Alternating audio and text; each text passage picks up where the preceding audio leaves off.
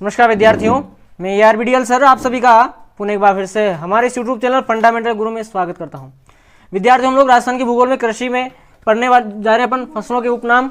उससे पहले बता दूं कि जिस भी विद्यार्थी ने चैनल को सब्सक्राइब नहीं किया है तो जल्दी इस चैनल को सब्सक्राइब कर लें और बेल आइकन को प्रेस कर लें ताकि आने वाले जो हमारे लेटेस्ट वीडियो होंगे उसके नोटिफिकेशन सबसे पहले आप तक पहुंचेंगे। और प्लीज़ वीडियो को लाइक और शेयर जरूर कीजिएगा। तो चलिए बिना देरी करते हुए वीडियो की शुरुआत करते हैं और आते हैं बात अपन सबसे पहले दालों के राजा के बारे में।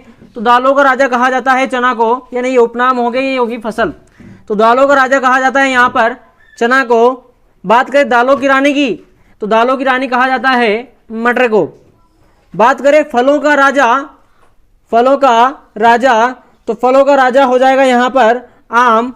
और बात करें फलों की रानी तो वो होता है लीची। फूलों का राजा की बात करें तो फूलों का राजा होता है गुलाब और फूलों की रानी होती है ग्लेडियोलस। यहां पर बात करें मसालों का राजा तो मसालों का राजा मिर्च को कहा जाता है, जिसको कुदरत का करिश्मा भी कहा जाता है। कुदरत का करिश्मा, मिर्च को कुदरत का करिश्मा भी कहा जाता है, कुदरत। और मसालों की रानी कहा जाता है इलायची को। अनाजों का राजा यहाँ पर कहा जाता है चावल को और अनाजों की रानी, मोटे अनाजों की रानी मक्का को कहा जाता है। यहाँ तक क्लियर है? यहाँ तक स्क्रीनशॉट लें, उसके बाद में आगे बढ़ेंगे। तो मोटे अनाजों का राजा कहा जाता है ज्वार को और तिलहनी फसलों की रानी कहा जाता है तिल को। शीतोष्ण फलों का राजा, शीतोष्ण मतलब जहाँ पर शीत ऋतु होती है तो उसका राजा कहा जाता है सेब को। जनरली सेब जहाँ पर शीत ऋतु का माहौल होता है वहाँ पर होता है। शुष्क फलों का राजा बेर को कहा जाता है, रेगिस्तान वाला। और गरीब का फल भी बेर को ही कहा जाता है। यहाँ पर बात करें काला बेर की तो काला बेर जामुन को कहा जाता है और गरीबों का फल अमरूद को कहा जाता है। परमेश्वर का भोजन कोकोआ को कहा जाता है। प्रकृति का आश्चर्य या कुदरत का करिश्मा मिर्च को कहा जाता है। पेय पदार्थों की रानी चाय को और स्वर्ग का पेड़ नारियल को कहा जाता है। जंगों का राजा यहाँ पर टीक को कहा जाता है और जंगल का आदमी और गुटान को कहा जाता है। इस प्रकार से अपने कृषि के जो फसलें होती है उनके उपनाम हम लोगों ने देख लिए। आज ही हम लोग इसी क्लास के अंदर राजस्थान की खनिज संपदा को भी अपन शुरू करने वाले हैं। तो चलिए यहाँ तक एक बार स्क्रीनशॉट खड़का लें, फिर आगे बढ़ेंगे। बात करें हम लोग यहाँ पर राजस्थान में खनिज संपदा की तो देखिए राजस्थान में अनेक प्रकार के खनिज संसाधन यहाँ पर देखने को मिलते हैं। तो देखिए राजस्थान के बारे में, राजस्थान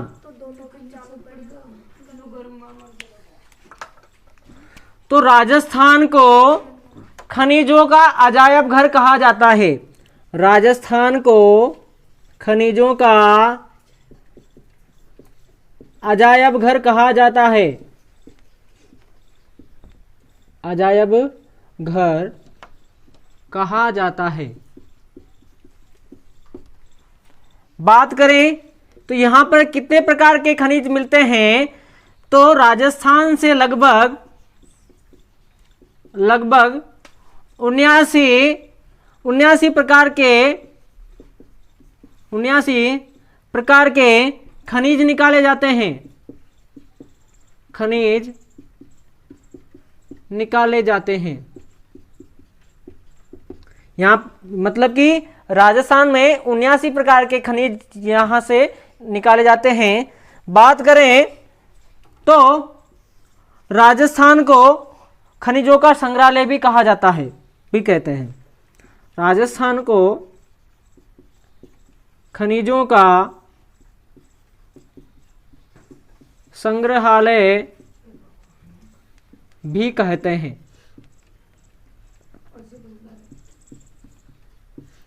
खनिजों का संग्रहालय भी इसको कहा जाता है और अजायब घर भी कहा जाता है। तो वो किसको कहा जाता है? राजस्थान को ही कहा जाता है। अब बात करें खनिज किसको कहते हैं। खनिज तो ध्यान दें, खनिज का अर्थ होता है वे पदार्थ जो जमीन से खोदकर निकाले जाते हैं। वे पदार्थ जो जमीन से खोदकर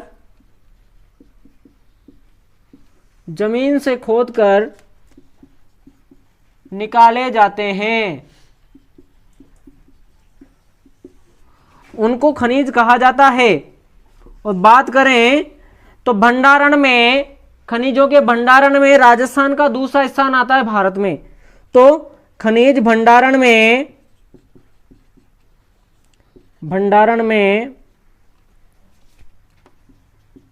भारत में राजस्थान का दूसरा स्थान है।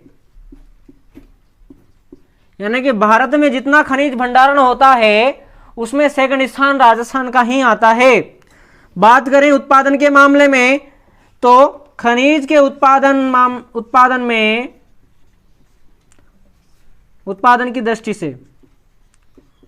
की दृष्टि से राजस्थान का तीसरा स्थान है। राजस्थान का तीसरा स्थान है।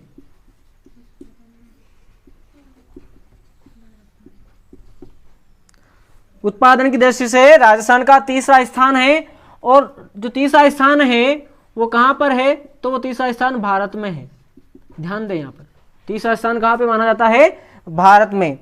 और आय की बात करें, खनिज से आय की, तो खनिज से आय की दृष्टि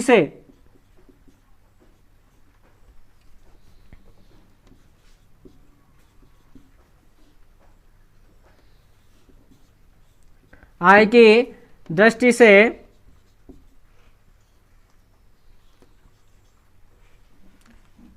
भारत में राजस्थान का 5वां स्थान है। आय की दृष्टि से 5वां स्थान है। ध्यान दें, अगर उत्पादन की बात करें तो उत्पादन के दृष्टि से राजस्थान का तीसरा स्थान है, परंतु जब आय की बात आती है तो आय के मामले में राजस्थान का भारत के अंदर 5वां स्थान है। किनसे आय की बात कर रहे हैं यहाँ पर? खनिज की। चलिए यहां तक स्क्रीनशॉट खड़का लें, फिर इसके बारे में अपन आगे देखते हैं कि अभी अपन ने देखा था कि राजस्थान में 79 प्रकार के खनिज निकाले जाते हैं, परंतु अगर बात करें कि पूरे भारत के जितने खनिज निकाले जाते हैं उसमें कितनी मात्रा निकाली जाती है राजस्थान में, तो याद रखना राजस्थान में भारत के लगभग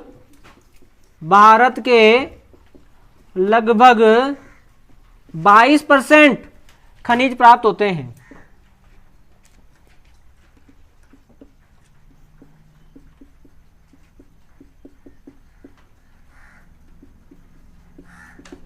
यानी जितने खनिज पूरे भारत में निकाले जाते हैं उसमें 22% अकेले राजस्थान से ही निकाले जाते हैं।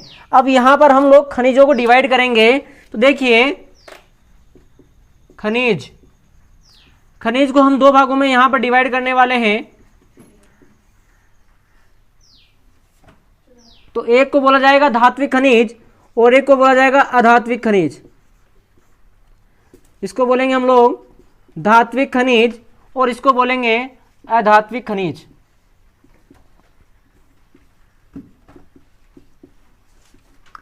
अब देखिए धात्विक खनिज को यहां पर फिर से हम लोग दो भागों में डिवाइड कर रहे हैं। तो एक तो हो गया लौह खनिज और दूसरा हो गया हमारा अलोह खनिज।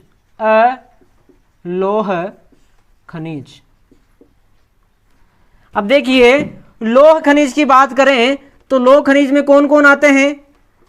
तो लौह अयस्क आते हैं, लौह अयस्क, और क्या आता है? तो और आता है मैग्नीज। ये आते हमारे लौह अयस्क में। अपन बात करें अलोह खनिज की, तो अलोह खनिज में आते हैं हमारे तांबा, सोना, चांदी, टंगस्टन आदि। ये जितनी भी धातुएं हैं ये हमारे अलोह खनिज के अंदर आती है, जबकि लौह अयस्क और मैग्नीज जो है हमारे लौह खनिज के अंदर आता है।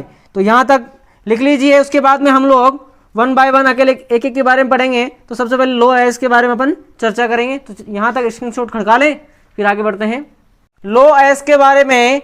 तो लो अयस्क जो होता है वो धारवाड़ क्रम की चट्टानों से प्राप्त होता है। धारवाड़ क्रम की चट्टानों से प्राप्त होता है। और ध्यान दें कि पृथ्वी के भीतर सर्वाधिक मात्रा में जो पाया जाता है तो वो लो अयस्क ही पाया जाता है। तो पृथ्वी के भीतर सर्वाधिक मात्रा में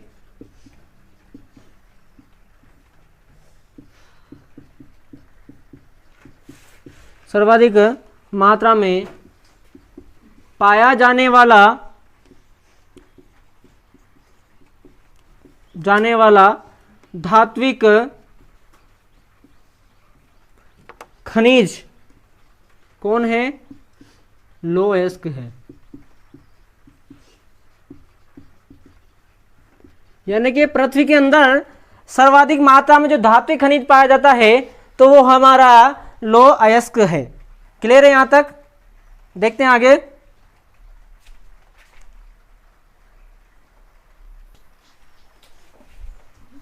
अब देखते हैं हमारे यहां पर लो अयस्क कितने प्रकार के होते हैं। तो देखिए पहला होता है हमारे मैग्नेटाइट, दूसरा होता है हेमेटाइट, तीसरा होता है लिमोनाइट, और चौथा होता है सिडेराइट। अब ध्यान दें, जो मैग्नेटाइट होता है उसको सर्वाधिक किस्म का लोहा माना जाता है, यानी सर्वश्रेष्ठ किस्म का लोहा।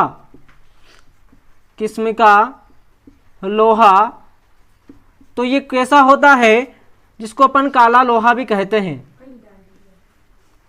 इसको काला लोहा भी कहते हैं।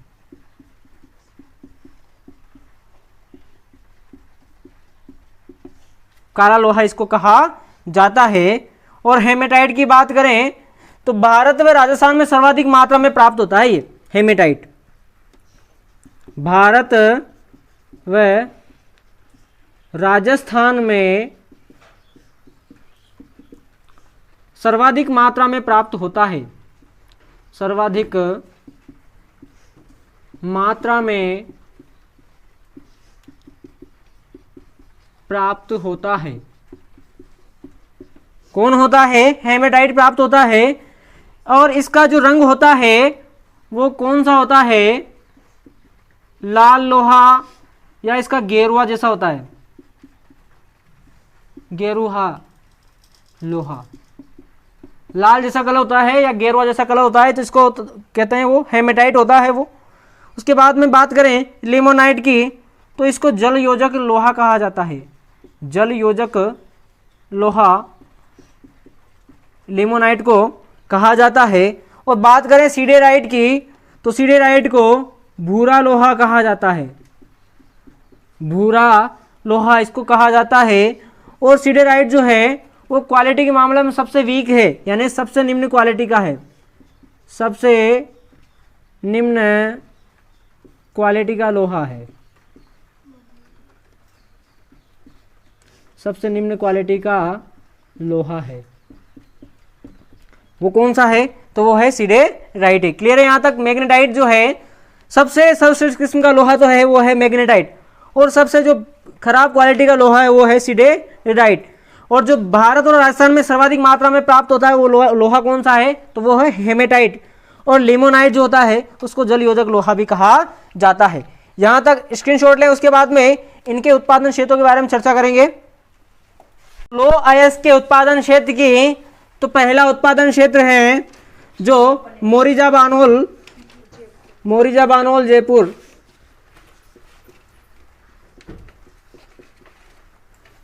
मोरिजा बानोल पड़ता है जयपुर में, दूसरा है अपना निमला रायसेला, निमला रायसेला,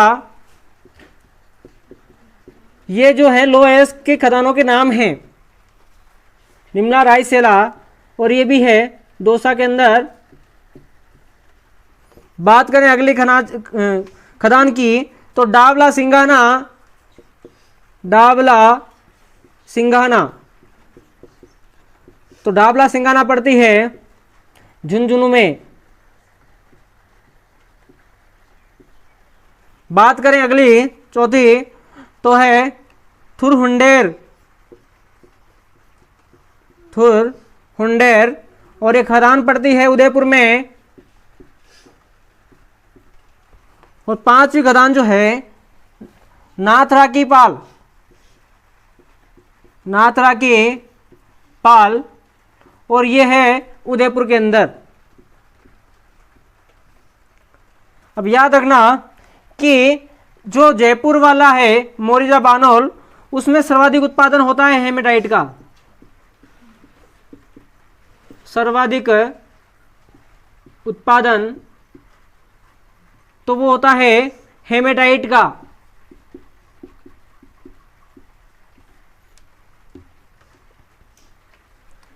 बात करें निमला रायसेला जो दौसा में है, वहां भी सर्वाधिक उत्पादन किसका किया जाता है, तो हेमेटाइट का ही किया जाता है।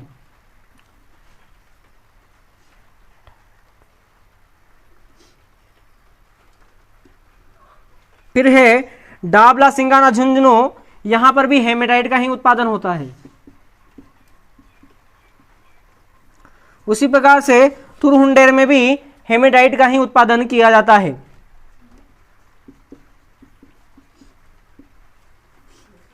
और उदयपुर में हेमेटाइट और मैग्नेटाइट का, हेमेटाइट प्लस मैग्नेटाइट,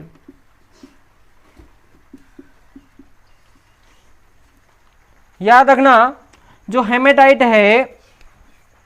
अब एक चीज यहां पर याद रखें, नाथरा की पाल जो उदयपुर में है, यहां पर उदयपुर में सर्वाधिक इसका भंडारण किया जाता है लोहे का, लोहेस का। तो सर्वाधिक भंडारण लोहेस का यहां पर किया जाता है राजस्थान में। और वो कितना है, तो वो है 80 लाख टन, 80 लाख टन भंडार है, जिसमें 60 लाख टन तो हेमेटाइट का है, 60 लाख टन, और 20 लाख टन जो है वो है मैग्नेटाइट।